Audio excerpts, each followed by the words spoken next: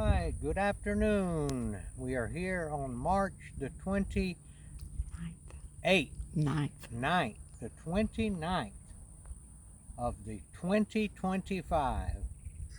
Out here on a beautiful March day, partly cloudy sky. And we are starting, really I was going to say we're starting our fig adventure, but the truth is I started this fig adventure many years ago. But I have been stumbling along, unable to get, I've planted so many different kind of trees, I just have not understood what figs need. And I've got some figs growing around here that I rooted from my grandmother's figs.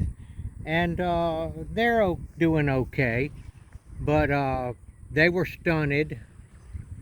The mistake that I made was planting them in shaded areas. And as my grandmother told me, figs love water.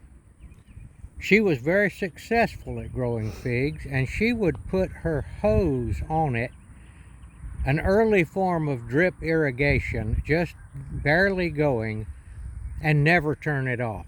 And she grew rooted figs and then had some huge trees. And I took some of those and made my own cuttings from them, and I have some of those. But today I'm starting my fig orchard, and this is the spot that I'm going to do it in. I'm starting. This is about close to 200 feet. We have a tiff soil around here, known as a tiff soil, and it'll grow most anything. It's really a wonderful sandy type soil. It's not too sandy, and basically I'm going to plant my figs in a row along here. I'm leaving about 20 feet on either side, and I'll probably put 20 feet between them. And what I'm going to do different is that I'm going to mix a little bit of compost with them, and I'm going to water the devil out of them and keep them cultivated from the grass with a hoe, and I'm going to put mulch around them. And I have water nearby. I have a spigot right here, and I'm going to be able to put drip irrigation on them, and I'm going to start my fig adventure right now. Now the tree that I'm planting is an LSU Purple. LSU Purple. And I bought this tree from a place called Just Fruits and Exotics. I bought this tree in last year about this time, maybe a little later, about in the probably April or May last year. I bought this, and they shipped it up from Florida to here.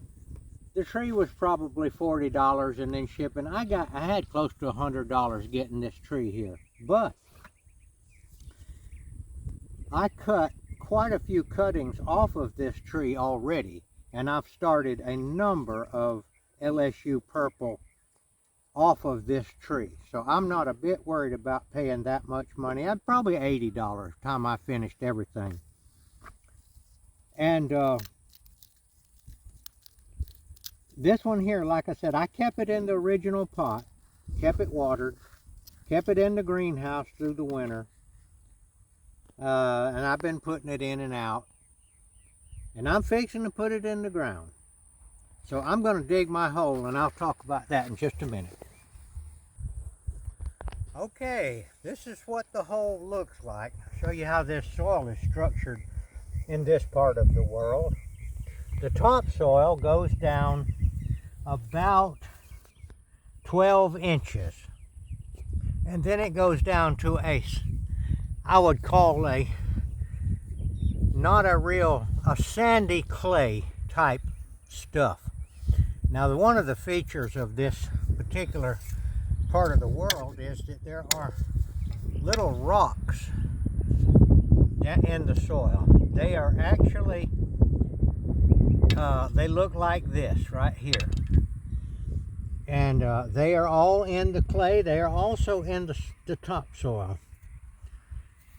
They have a lot of iron in them.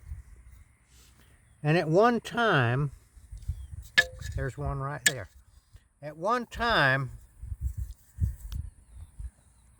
when people first came and checked out the geology of this area, they noted that there was enough iron in these rocks that if they had to, they could mine these rocks and make iron ore out of them. But there's so many other places with higher quality iron that it was never developed into an industry. But it could be. And so basically, I have dug down about 12 inches to the clay and another 8 or 9 inches. And this is the hole that I'm going to plant this thing in. And I am bound and determined that I'm going to succeed this year. I have rooted at least 50 good rootings of different fig trees. And I pretty much concentrated, these rocks are all down in here. See all these rocks right here, these little rocks? They're kind of rusty looking colored little rocks. And that's the soil that I'm going to kind of chop up the bottom just a little bit more.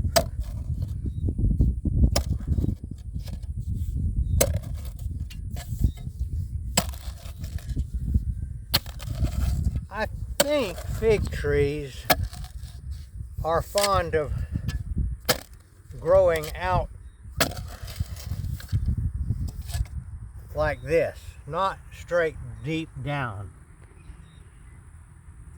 Pine trees like to grow down deep. There's another one of those little rocks. But I think the success, by the way, this is quite wet down here. This clay is quite wet. It's not bone dry by any means. You can form it up.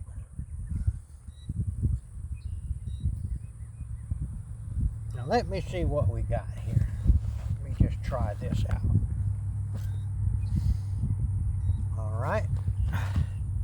I've never unpotted this since I bought it.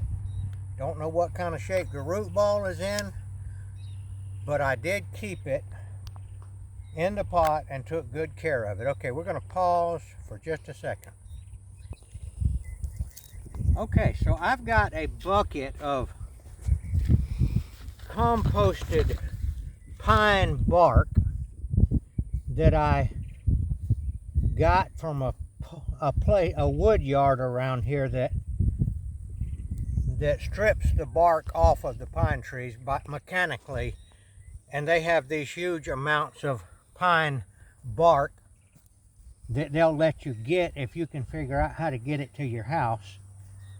And so I got some of it probably 5 or 6 years ago, maybe a little more, and I'm mixing the dirt with that pine bark. And I also mixed it half pine bark, mulched pine bark, and half Pro Mix BX potting soil. And I'm just mixing this with my native soil. I think it might help the tree. I don't know if it will or not, but I don't see how it can hurt it. And I think that the ants may have found me. That's one of the things that we do have problem with around here is fire ants. And I'm just mixing that together. The fire ants are an import apparently from South America, and they make fire ant mounds. All right, the moment of truth. What is this going to look like when I pull it out of the pot? And I can see that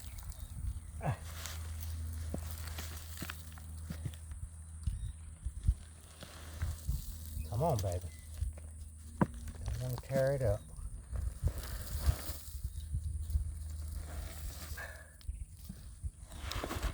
All right, there's what the roots look like there. And there's ants in this pot, by the way. So they have invaded the pot, but they don't hurt anything. All right, that's a little too deep there. So we're gonna have to put more dirt in there. These ants are in the pot, and they don't look like fire ants. I'm not sure what kind of ants those are. And then we've also got the potting soil that was in the pot. And yes, there are ants in it. And if those ants become a nuisance, we can do something about that. All right, just mixing that up with the native soil.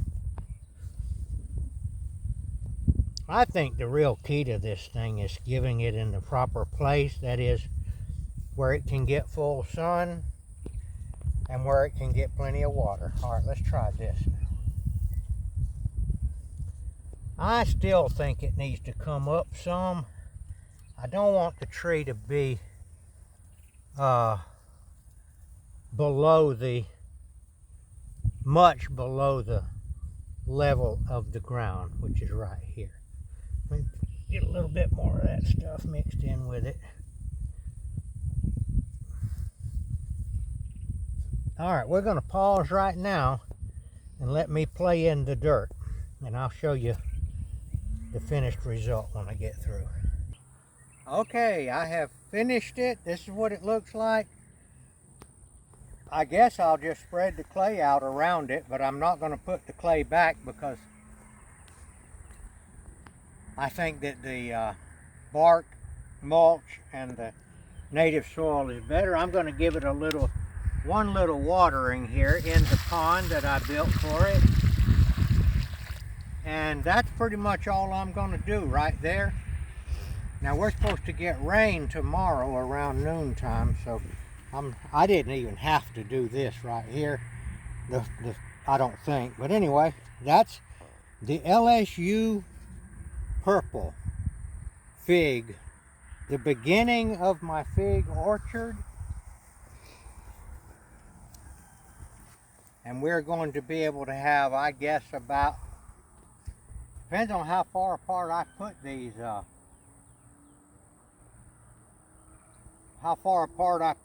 trees. If I put them 20 feet apart, it means I'll probably have 5 or 6 of them in this row right here.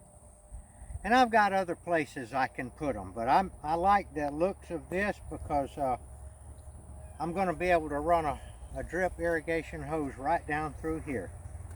All right, I just wanted to show you what we were doing. This is a project that started, I guess, 20 years ago with the first fig trees that I rooted. Now I am going to pause, and I'm going to show you a couple of the other ones that I've already planted that are just now beginning to possibly get where they might make figs.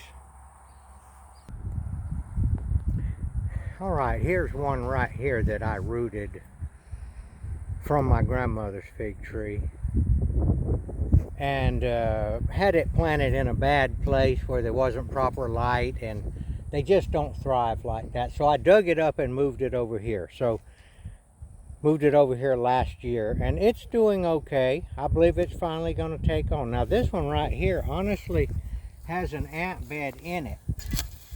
Now these are fire ants. These are the fire ants right here. These are the real ants right here. Look at them. You don't want to get into that. Now I don't know. Look at that. I don't know if they hurt the fig tree or not. They don't seem to hurt the fig tree. They dig down.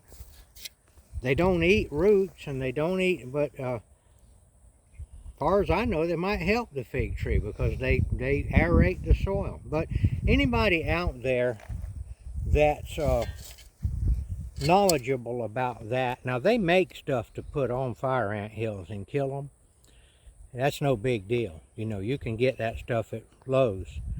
The question is, do I want to kill the fire ants? Now, I want to kill them for the purpose of if I ever want to get any figs off of there, and I'm up there trying to pick figs, those fire ants will make figs out of me.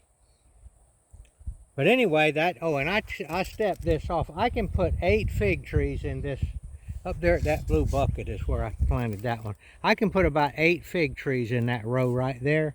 And then I've got room for about 4 or 5 here. So I see 8, and then over there, 8, 9, 10, 11, 12, 13, 14, 15, 16, 17. There's room for easily for 20 fig trees out here. Some of them will be interspersed with these other trees. I've got some persimmon trees out here. And my cherry experiment, I got some of the low chill cherry varieties. They're almost all dead now. They just never did here. The cherries don't do good down in this growing zone. So unless you know something that I don't know, I wouldn't suggest doing cherries. These were the ones that I got from Dave Wilson Nursery out in California, the low chill cherry varieties. And we got a few cherries every now and then, but I'm talking very few, a couple of handfuls. And these guys have been planted 5 years at least. And there's just a few stragglers left alive. Now, unlike figs figs love water. Cherries do not love water, or cherries don't like wet feet, as they say. Okay, I want you to subscribe to the channel if you will, and we'll keep you updated on what we're doing out here. I have moved the cows over to this other pasture. In fact, we're going to go check them out. These cows that we have are unusual. Longhorn cow, and then I've got a Watusi, and this is the first time they've been up near the highway in quite a few years, and so we're just having people stop and take pictures of them, and we just noticed that. We'll walk over there and show you. The Watusi. Oh, he's way down there. Yeah, listen. Whoop!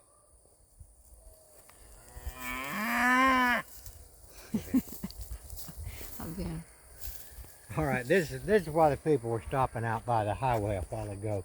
The donkeys are down there too. These guys here, this longhorn bull, he definitely catches people's attention.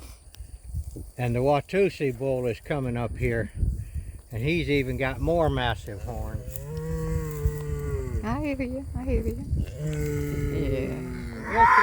Yeah. And this is Tiger.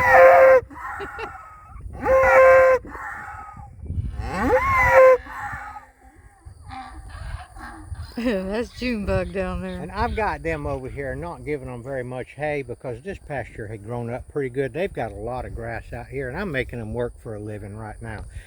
I don't know if y'all have looked at Tiger, the miracle bull, the one that got stuck for 21 days under a building that was knocked down in the hurricane with no food and no water. And here he is, all recovered, and he's the herd sire right now. That's Tiger, the miracle bull. I'll put this up. I do want to keep people updated on him. And we did have a calf born recently. And there with the other cows. And I'm quite sure that Tiger is the sire of that one. All right, we thank you for watching, and I'm going to go get another fig tree and do some more work. If you know anything about those fire ants and whether or not they'll hurt the fig trees, I wish you would make a comment in the... There's the calf. Oh, here's the little calf right here. This is the one that has been recently born. And I believe this is, when I did the checking on the dates and all, this is very likely Tiger's little, he's the sire of this little heifer calf right here. Ideal. size. I like the size of them. I like the how quickly they have their babies. And if you're raising cattle for a homestead to slaughter yourself and not to try to make money, you don't want any great big 2,000-pound cow. These smaller sizes will be a lot easier to handle. All right, thank you for watching.